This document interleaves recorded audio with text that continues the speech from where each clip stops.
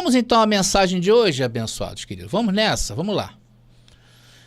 Irmãos, a igreja, né, desde quando surgiu na Terra, ela passou por dois períodos bem distintos, né? O primeiro período da igreja, ou quando começa a nascer a igreja, ela teve início justamente com o ministério de Jesus, quando ele, aos 30 anos, resolve marchar para Jerusalém, para cumprir ali o plano predestinado por Deus. Então, nesse o levantar do ministério de Jesus, né, marcado ali pelo o ano 30 da primeira era cristã, foi que começou a dar os primeiros passos, né? Porque ali haveria um novo de Deus nascendo, e o que era o antigo já ia começar a se desvanecer. Então esse período é o período da igreja, o primeiro período da igreja. Então ele compreendeu do ano 30, tá? O período da igreja, a primeira igreja da primeira era cristã. E ela se estendeu até o quarto século, ali por volta do ano 313 depois de Cristo, quando vocês sabem, Constantino, então imperador romano, oficializou o cristianismo como religião oficial do Império Romano. Então a primeira era da igreja, ela foi do ano 30 ao ano 313. Este período foi marcado pela ascensão de Cristo, né? Quando Jesus ascendeu o seu ministério, passou pela Judéia, Jesus anunciando as boas novas. Jesus foi crucificado, Jesus foi morto, ressuscitou, e a igreja marchando.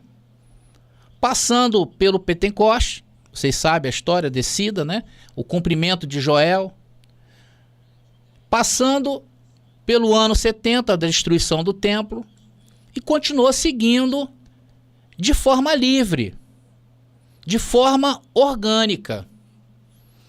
Então, o primeiro período da igreja foi um período em que a igreja era livre. Ela operava de forma livre, sem interferência do Estado, sem a interferência de uma hierarquia rígida, como nós vemos hoje no segundo período da igreja, que aí já não é mais igreja. Então, a aliança entre o Estado e o cristianismo, que aconteceu exatamente ali quando Constantino, no ano 313, oficializou a igreja, o cristianismo como sendo a religião oficial. Mas antes, já havia um trabalho nos bastidores, né? Já havia uma manipulação, e essa igreja que começou de forma livre, já não era tão livre assim. Então, antes dessa oficialização, antes do ano 313, já a igreja já tinha uma representação significativa no Império Romano, já alcançando todas as esferas da sociedade romana, alcançando todas as esferas das forças militares romanas, também alcançando o alto escalão de Roma, que eram os senadores. Haviam senadores já rendidos ao cristianismo. Mas foi em 313 que a aliança entre o Estado e o cristianismo se fortaleceu, principalmente por razões políticas e econômicas. Eu estou trazendo a história da primeira igreja. Então, após o estabelecimento oficial do cristianismo, teve início o segundo período da história da igreja, e que perdura até os dias de hoje. Então, nessa fase, observa-se o quê? Uma maior influência das tradições humanas e a gradual perda da liberdade da igreja, ficando retida aos interesses não bíblicos. Por isso que nós sempre batemos na tecla em que as doutrinas dessas igrejas, a história das doutrinas dessas igrejas, são doutrinas e ensinamentos que ela reza mais na cartilha da tradição humana do que na cartilha da Bíblia. E o que acontece hoje em dia, meus irmãos? A igreja passou a ser vista o quê? Como uma entidade comercializada, perdendo a sua essência espiritual. E isto está claro para nós nos dias de hoje por conta desses ensinos. E muitos desses ensinos até hereges, segundo a Bíblia. Então vale ressaltar também, irmãos, então eu trouxe os dois períodos da igreja para vocês. Eu quero que isso esteja bem claro para vocês. Uma outra igreja, uma outra visão entrou e sobrepôs a primeira visão da igreja orgânica, aquela que se reunia de forma livre. E existiu uma outra igreja que está aí até hoje. E essa a gente tem combatido os ensinos, tá? Nós não estamos combatendo pessoas, combatemos ensinos bíblicos. Vale também ressaltar, irmãos, que a Bíblia, tal como nós conhecemos nos dias de hoje, de Gênesis a Apocalipse, a sua consolidação, ela somente foi após o Concílio de Hipona, em 393 d.C., e o Concílio de Cartago, em 397 d.C., no final do quarto século. Então, somente no ano 400 que surgiu a Bíblia como nós conhecemos hoje. Antigamente os livros corriam soltos pela igreja solta, pela igreja orgânica, pela igreja livre, pela igreja sem amarra. E os seus cultos eram direcionados pela palavra. Então esses dois concílios foram responsáveis por definir quais livros seriam considerados canônicos e fazem parte do processo da formatação da Bíblia cristã, mostrando o quê? Influência humana. Tanto que a divisão do Antigo e do Novo Testamento, essa divisão ofusca o que é o sentido da Bíblia. Porque quando você chega em Apocalipse, você acha que o Apocalipse foi escrito para o futuro, para a igreja. Não, o Apocalipse foi escrito para a punição da nação que estava perdendo a sua posição, que era a nação de Israel. Mas essa divisão da Bíblia do Antigo para o Novo Testamento não deixam as pessoas observar de forma, vamos dizer, ampla o plano de Deus. Então, dessa forma, a gente pode dizer, irmãos, que por causa destas coisas que eu apresentei para vocês, a história dessa igreja cristã passou por diferentes fases. Então, a maior influência dessa igreja hoje, ela é das tradições humanas. E uma perda progressiva da liberdade da igreja, marcando o segundo período. Talvez você até se pergunte assim, André, mas teve a reforma protestante que ocorreu lá no século XIV. Eu falo assim, não, é verdade, houve essa reforma. Ali houve uma divisão, em que a ideia original seria refazer as doutrinas.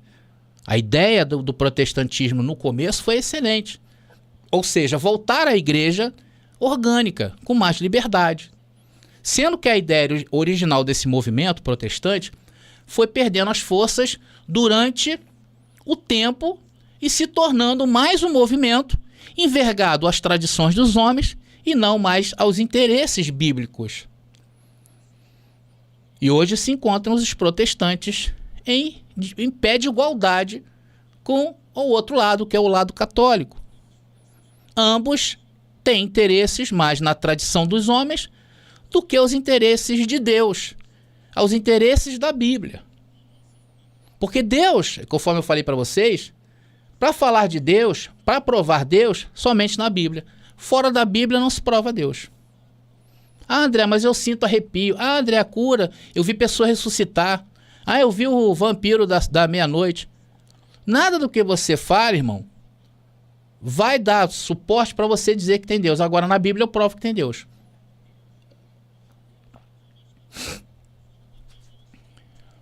Então nós chegamos nos dias de hoje com a história de uma igreja que a gente vê por aí, totalmente fragmentada, totalmente dividida e com seus ensinos cada dia pior. E isso tem gerado o quê? Crentes sem conhecimento bíblico, irmãos.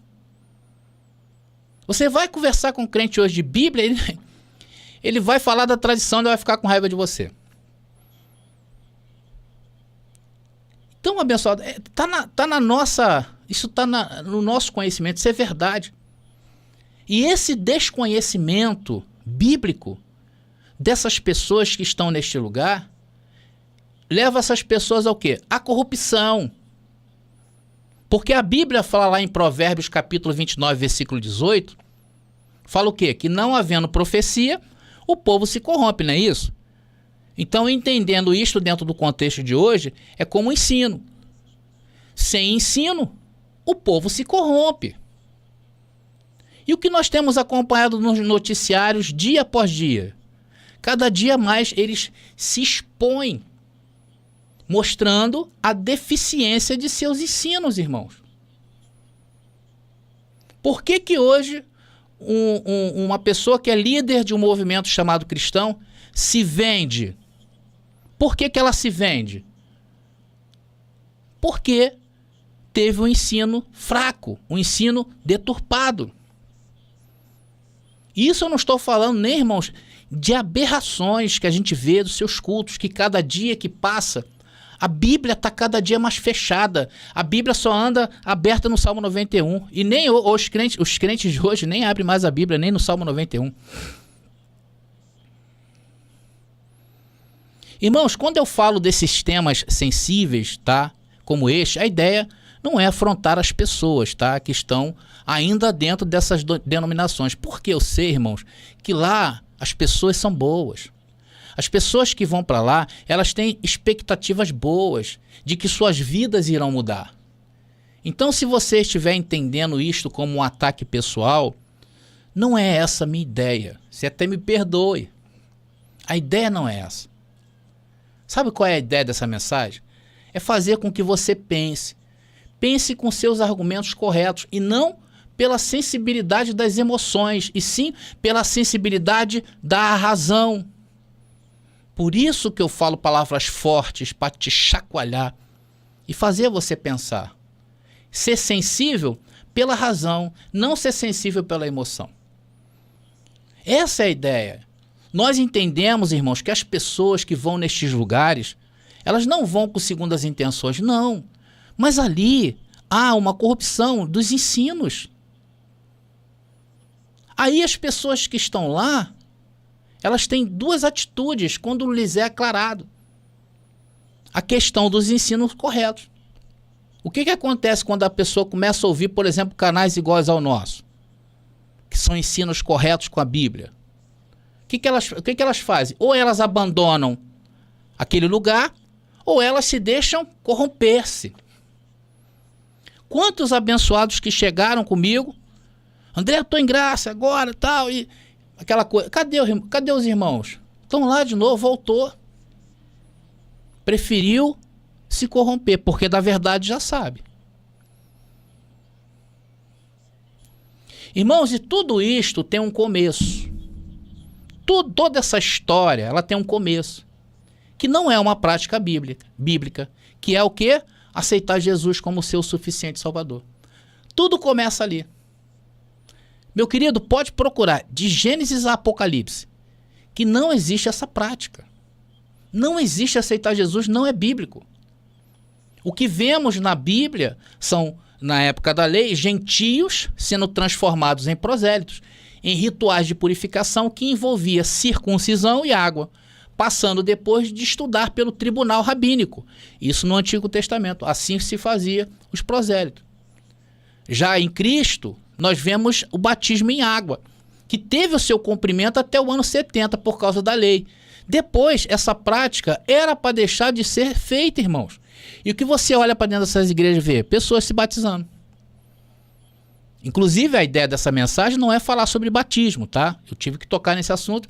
Mas para quem quer se aprofundar aí sobre batismo, eu tenho aqui no canal uma playlist com várias mensagens, vários vídeos que só fala sobre batismo. Vai lá e assista. Eu vou deixar nas descrições aqui deste vídeo, tá bom? Para você ver. Mas o ato de aceitar a Jesus foi algo desenvolvido recentemente, sabia? Não tinha isso, foi no ano 17. Parece que toda a tralha cristã nasceu no século 17 e 18. Foi quando a igreja foi aprisionada de vez. Vocês sabem como é que se criou essa história de aceitar Jesus? Os pregadores do evangelho dessa época, né, eles criaram essa forma de aceitar Jesus no fim das mensagens para medirem sua popularidade. Então, aqueles pregadores que eram, vamos dizer assim, ficava mais em eminência, ficava mais alto na prateleira da estante, eram aqueles que conseguiam fazer mais pessoas vir à frente e aceitar Jesus. Então, foi criado não por uma cultura bíblica, e sim por uma cultura do homem, para saber quem tinha mais eminência a falar o evangelho. Foi assim que nasceu essa cultura aí, que não é bíblica. Então, na verdade, esta prática, a ideia dela é medir o poder de grande pregador. E isso até os dias de hoje. E hoje, essa prática de aceitar Jesus, o que ela está dizendo nas entrelinhas? Não tem na Bíblia. Quer aceitar o que o caderno de regras da minha denominação prega? Você quer aceitar o que o pastor diz? Você quer aceitar o que diz a denominação X? Você quer aceitar o que diz a denominação A? É isso que se tornou aceitar Jesus. Irmãos, vamos ler um texto bem interessante, porque tudo isso até parece assim, André, eu não vejo nada demais. Eu vejo até uma coisa normal isso. Irmãos, mas olha só, a palavra lá em Provérbios capítulo 14, versículo 12, olha o que ela quer dizer. Há caminho que parece certo ao homem, mas no final conduz à morte. Por que a morte? Porque quando você se afasta da palavra, você está andando em trevas. Você está andando morto. Irmãos, o fato é que em todo tempo o homem procura seus próprios caminhos. O livro de Provérbios foi escrito debaixo da lei, vocês sabem, né? Mas já mostrava que o homem se desviava do caminho da verdade. E Paulo, mais na frente, um pouquinho mais na frente de Provérbios, na linha do tempo, agora a lei saindo de cena e a entrada do reino de Deus no mundo, veja o que Paulo disse agora. Vamos ver. Paulo estava em graça e vamos ver o que Paulo disse. Puxa, que sorte, hein? Quase que entra uma outra mensagem aqui. Colossenses capítulo 2, versículo 20 ao 22. Diz o texto aí, olha. Já que vocês morreram com Cristo para os princípios elementares deste mundo, por que é que vocês, então, como se ainda pertencesse a ele, se submetem a regras? Não manuseie, não prove, não toque.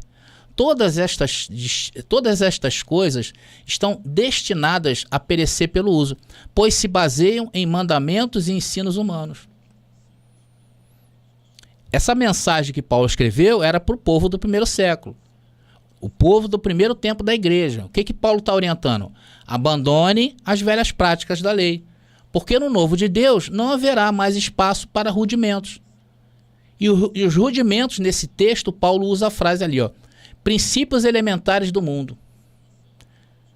Então, se na lei exigia a conversão de um gentio em prosélito, que era quando um gentio se convertia ao judaísmo, no novo de Deus não seria mais aceito nenhum sinal externo, nenhum simbolismo.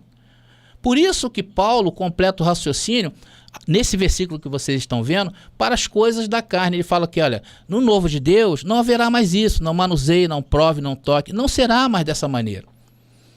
Essas coisas não caberiam mais no reino de Deus. Porque, na verdade, isto era para uma satisfação da carne. Porque hoje o que importa para nós, irmãos, o que importa para nós? São nossos atos do dia a dia. Não são regras de comer, deixar de comer, beber, deixar de beber. Não. É o nosso dia a dia. E hoje nós pregamos que nós temos que ser exemplos no nosso dia a dia. Ou seja, não adianta estar cheio de simbolismo se na verdade eu não ponho em prática a essência. Vou repetir.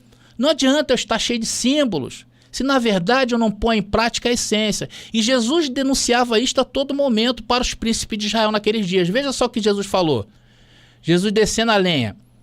Mateus 23, versículo 23. Está aí, ó.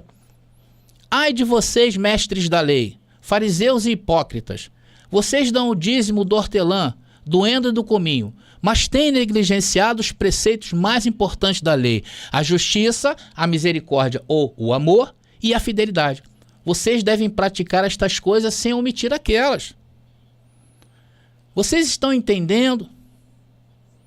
Então hoje a verdade é que essa igreja que se apresenta hoje no mundo, por não terem o discernimento bíblico, agem de acordo com a tradição dos homens. Agora, em relação a aceitar Jesus, a resposta da Bíblia é clara quanto a isso. Vamos ver? Efésios capítulo 2, versículo 8 e 9. Olha o que diz aí.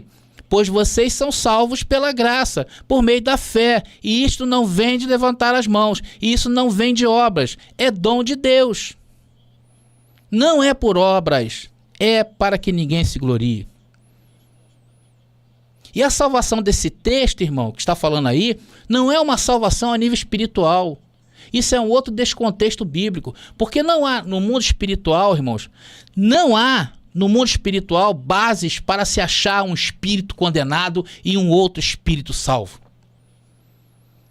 A proposta da salvação, desse caso aí de Paulo que ele está falando, é da lei das obras que se tornou opositor ao reino de Deus, conforme o outro texto que nós lemos. Onde Jesus, lá em Mateus capítulo 23, descendo além nos praticantes das obras da lei, mostrando que essas pessoas se tornaram robotizadas em relação às regras, mas esquecem o quê? Da essência, que era o quê? A justiça, o amor e a fidelidade. Porque as regras, o simbolismo, estas coisas nos afasta da verdade. E quando nós só cumprimos regra, nos tornamos hipócritas. É dessa salvação que vale para nós hoje, irmãos. Não foi da hipocrisia que Deus nos tirou?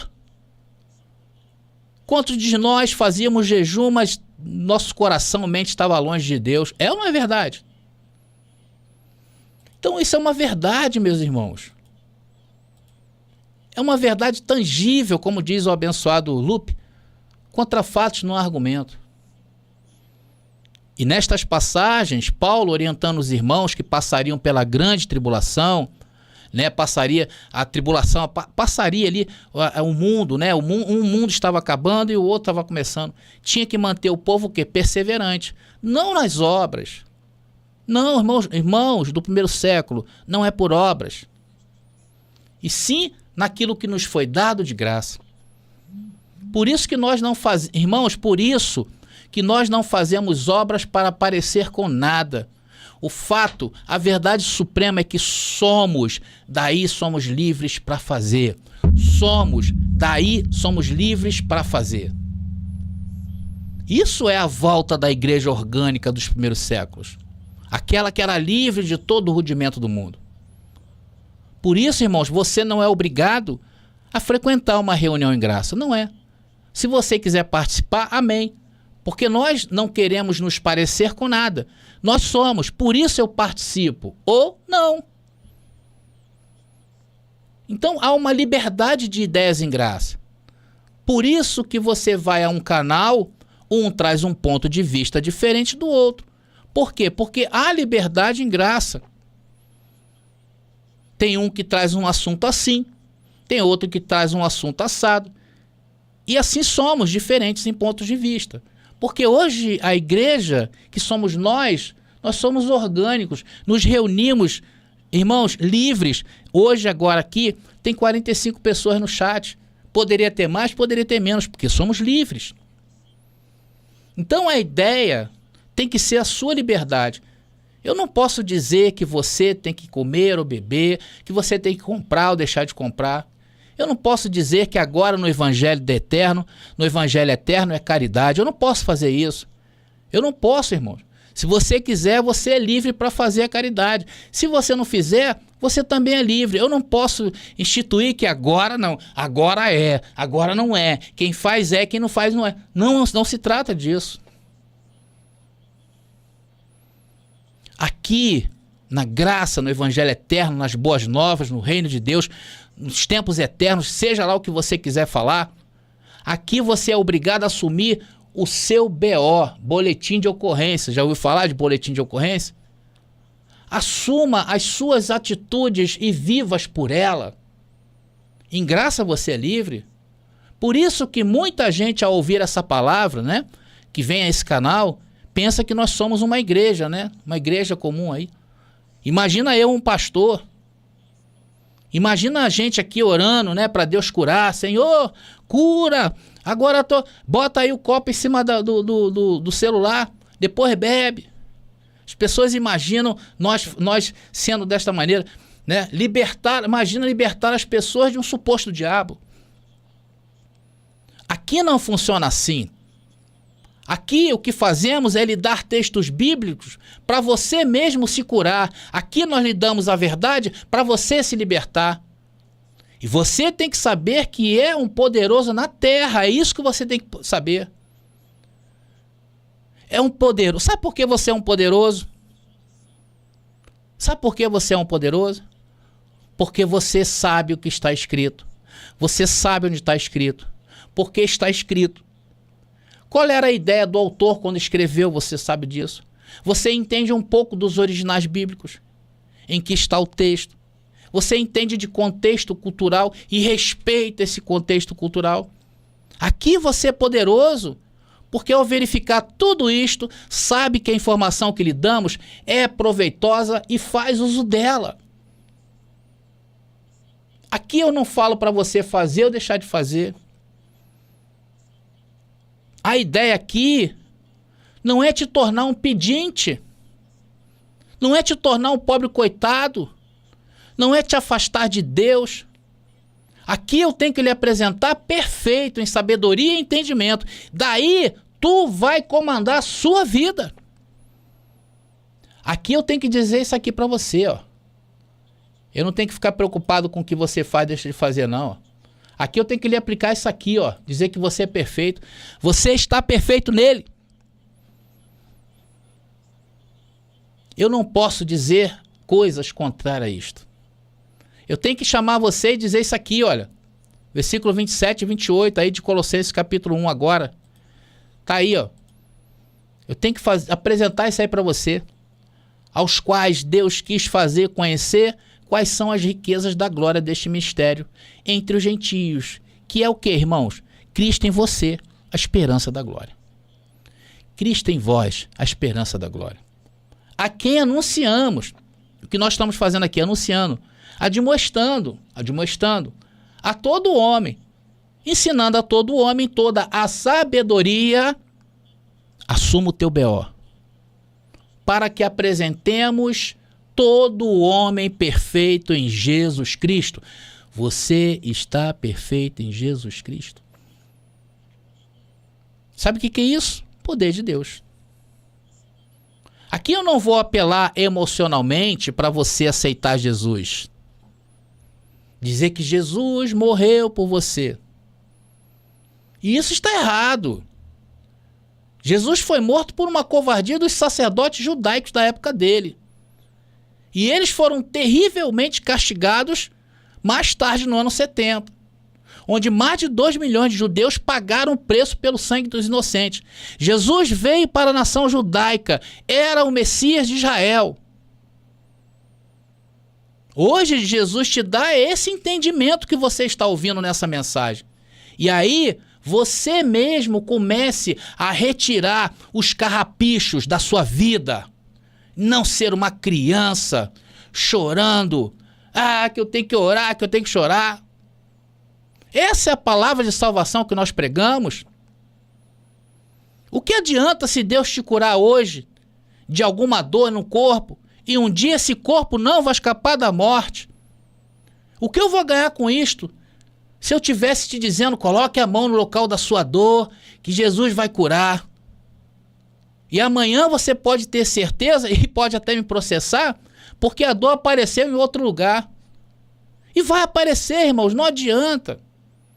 E aí, se você for refém disto, você é um crente débil, um crente fraco, é um crente corrompido com ensinos errados.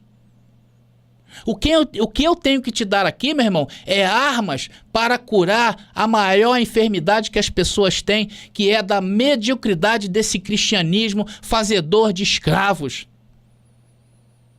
Então não tem esse papo aqui de aceitar Jesus. Aceitar Jesus é aceitar esse discurso que eu estou falando para você e tomar vergonha na cara e procurar na Bíblia a sua salvação. E você vai entender que a tua salvação é se livrar de pessoas que te ensinaram esse evangelho errado, irmão. Esse evangelho de fracos. Irmãos, para terminar o nosso papo, entendam bem. A minha crítica são a estes ensinos que têm trazido medo e escravidão ao ser humano. Está aí na Terra há 2000 anos. Se você quer saber mais das nossas mensagens, nós temos várias playlists neste canal, sobre vários temas. Quer saber sobre o diabo bíblico e não da religião? Temos uma playlist só falando disto.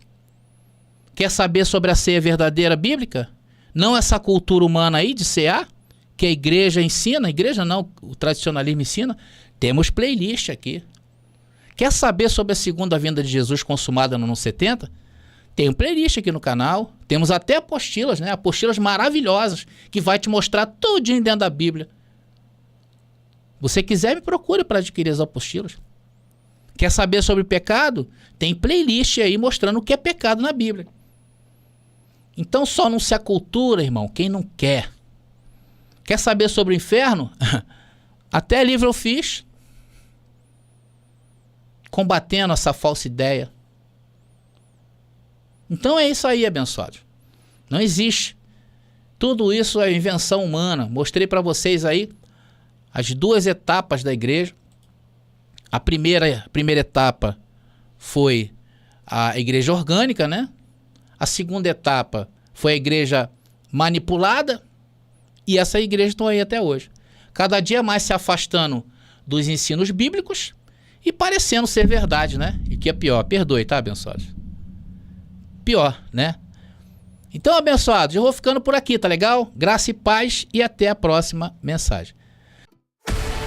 Já está disponível o livro As Doutrinas do Inferno e Suas Manipulações Dentro das Igrejas. Adquira hoje mesmo.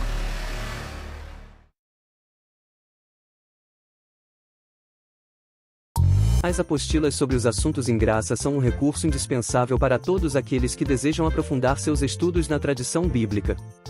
Elas apresentam de maneira clara e objetiva as principais ideias e conceitos dessa interpretação textual contemporânea, abordando desde as origens históricas até as aplicações práticas em nossos dias. Com as apostilas, você terá em mãos um material completo e de qualidade, que irá enriquecer sua compreensão sobre a relação entre Antigo e Novo Testamento, a ressurreição dos mortos, a destruição do Templo de Jerusalém e muito mais. Não perca a oportunidade de adquirir esse valioso recurso e aprimorar seus estudos bíblicos. Adquira a sua agora mesmo.